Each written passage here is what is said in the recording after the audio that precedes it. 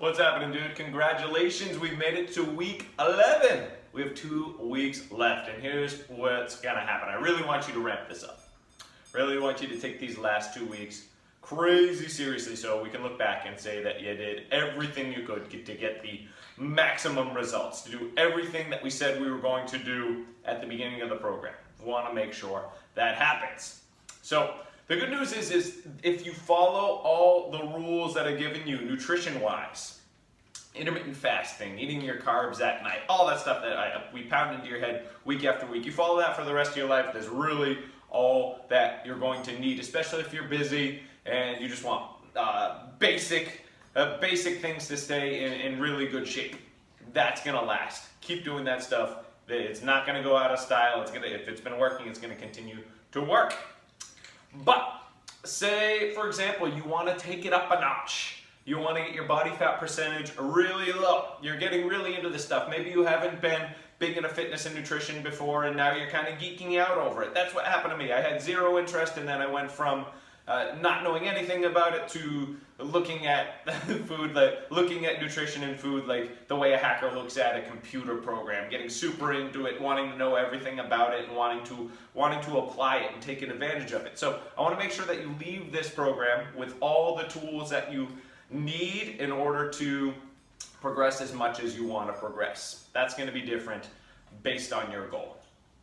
It's going to be different based on your goal. Not saying there's any one right goal to have. At the end of the day, I want you to just be happy with your results, and I want you to give you the tools to execute that no matter what your goal is. So this is where we're going to get a little bit more advanced for the final stretch. So whether you choose to implement this stuff for the rest of your life or just for the next 2 weeks, I definitely want you to apply it for the next 2 weeks at least. Whether or not you continue going with that afterwards, it's up to you. I recommend doing it for as long as you can to continue to keep gaining results. So without further ado, let's go into the advanced portion of nutrition. This is it, man. Here we go. Okay, so the last major thing we did to ramp up our nutrition, to get more accountable with our nutrition, was started keeping track of our food on MyFitnessPal. I'm a big fan of that, but you'll notice one of the major components on MyFitnessPal is keeping track of the calories. We keep track of the calories and the macronutrients. First, I'm going to talk about the tracking of the calories and my problems with calorie counting in general. Why am I waiting until week 11 to talk about calories when you hear about them all the time? I'm not a big fan of calorie counting, even though it's a tool. There's no denying that the calories in versus the calories out model has validity in weight loss, meaning you consume more calories than you need, you're going to gain weight. You consume less calories than you need, you're gonna lose weight. There is validity in that. There are problems with counting calories, and which is why I'm not a big fan of it. It's inaccurate. It's inaccurate because, number one, when you look at a food label, look at the back of anything from a real chicken, real good quality meat, the package that it comes in from the butcher shop, to snack foods. Everything has a nutritional label. It lists the amount of calories, lists the macronutrient breakdown. The first problem with those labels is that the FDA permits food labels calorie counts to be up to 20% inaccurate. So if something is, it says it's 100 calories on the packet, it can actually be 80 calories, it could actually be 120 calories. So even though it says 100 calories, it legally can say that it's up to 20% off, which is crazy. That's a big inaccuracy right there. So 20 calories doesn't seem like a lot, but if you're looking at something that says it's 1,000 calories and it's actually 1,200 calories, well, that's a 200 calorie difference.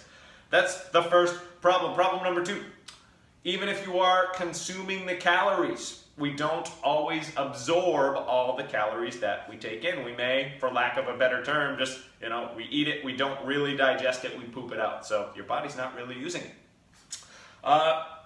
Also, another big thing is when you cook or when you prepare a food, it can have a big effect on the final calorie count for that food. You have a raw egg. the amount of calories, the amount of nutrients in that egg is going to be different once you fry it, or you boil it, or you scramble it. So that's another big thing to take into consideration that's going to throw off the calorie count.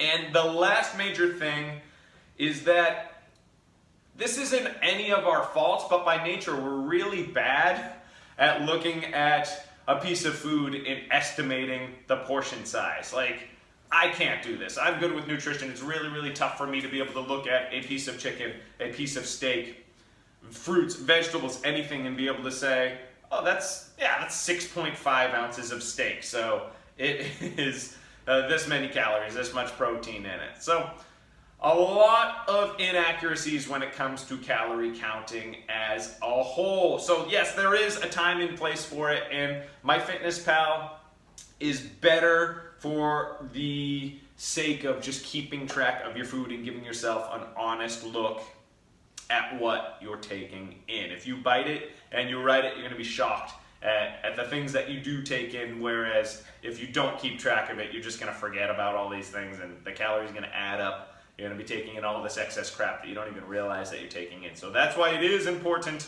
to track your food. While there is validity to the calories in, calories out model, there are inaccuracies in counting calories that make it something to definitely take note of and take it with a grain of salt. So that being said, the next factor is going to be macronutrient breakdown. Let's get into that. So macronutrients, it's a fancy way of saying protein, carbohydrates, or fats. Those or your macros. When you hear people talking about keeping track of their macros, that's what they're talking about. In the video I showed you last week, 2 weeks ago actually, where I showed you how to set up MyFitnessPal, we broke down your macronutrient percentages. We broke it down to 40% carbohydrate, 30% fats, and 30% protein. The only problem with that is, although that is an acceptable amount, that is an acceptable ratio for a lot of people, the ratio is going to actually vary by what body type you are. There are 3 major body types. I'm going to break those down and tell you about what your macronutrient ratio should be based on what that is for you. So the first body type I'm going to talk about today is called an ectomorph. Ectomorphs, they have long, skinny limbs. Think Kenyan marathon runner when you think of ectomorph. Think endurance athlete. Think center on an NBA team. Really tall, skinny, long torsos, long, thin arms, tall, lanky. If you're tall and lanky and always have been, there's a good chance you are an ectomorph. This is good news if you are a fan of carbs, because ectomorphs can generally get away with eating more carbohydrates than the other body types. So if you're a fan of bread, you're a fan of pasta, you can get away with eating this stuff without fear of massive weight gain. So the ratio that you want to look at if you're an ectomorph, I'm talking about the guys that are well over 6 feet tall, skinny arms, long legs. It's kind of a tougher time to put on bulky muscle. Gonna up the carbohydrates, your carbs, you're going to adjust in MyFitnessPal to about 55%. Gonna lower the protein to 25%, and you're gonna lower the fat to 20%. So the bottom line, if you're an ectomorph, we're gonna go higher carbs, and we're gonna take the fat down a little bit. Protein changes a little bit, but higher carbs, lower fat. That's if you're an ectomorph. So if you are, go ahead and switch that up in MyFitnessPal. The next body type we're going to talk about in macronutrient breakdown that goes along with that body type is called mesomorph. Mesomorph is what I am. All right, mesomorphs are medium-sized bone structure, athletic body. You want to think gymnast. You want to think wrestler or UFC fighter. Average build. The good thing with this is we have a pretty well-balanced tolerance for carbohydrates, fats, and proteins. And mesomorphs are going to stick with the ratio that we initially set in MyFitnessPal. So you're going to be at 40% carbohydrates, going to be at 30% fats, 30% protein. Professional athletes that are built like this, think NFL running back like Reggie Bush. Think pro tennis player like Serena Williams. I'm not saying that I'm as good an athlete as Reggie Bush, definitely not, but we do share the same base body type, and if we are keeping track of our macros, we're going to have the same macronutrient ratio. And the last body type we're going to talk about today is called an endomorph. Endomorph, think NFL lineman, think power lifter, so shorter limbs, stockier build. The good news is that this body type can usually put on muscle pretty easily, but at the same time, when the carbohydrates are higher, tend to turn the carbs into fat a little bit easier. So the solution for this, if you are an endomorph, is you're going to take the carbohydrates down while bringing the protein and the fat up. So you're going to take your carbohydrates down to about 25%, going to bring your protein up to 35%, and you're going to take your fat, your good fats, up to about 40%, and this is going to help you keep a lower body fat percentage while still taking advantage of the fact that you could keep muscle and do other things better than different body types without all the excess fat gain. So the bottom line, if you are an endomorph, is taking the carbs down, bringing the protein up, bringing the fat up. So hopefully after this explanation, you are now able to kind of successfully diagnose what body type you are. I'm not saying that there are only 3 body types and you have to be one of those. You can have characteristics of one, characteristics of the other, and you can play around with those ratios, but start with whatever one you think you best fit into and use the numbers that I gave you. So knowing that, yes, go into MyFitnessPal, adjust those numbers. We're going to continue to keep track of everything you take in for these final remaining 2 weeks.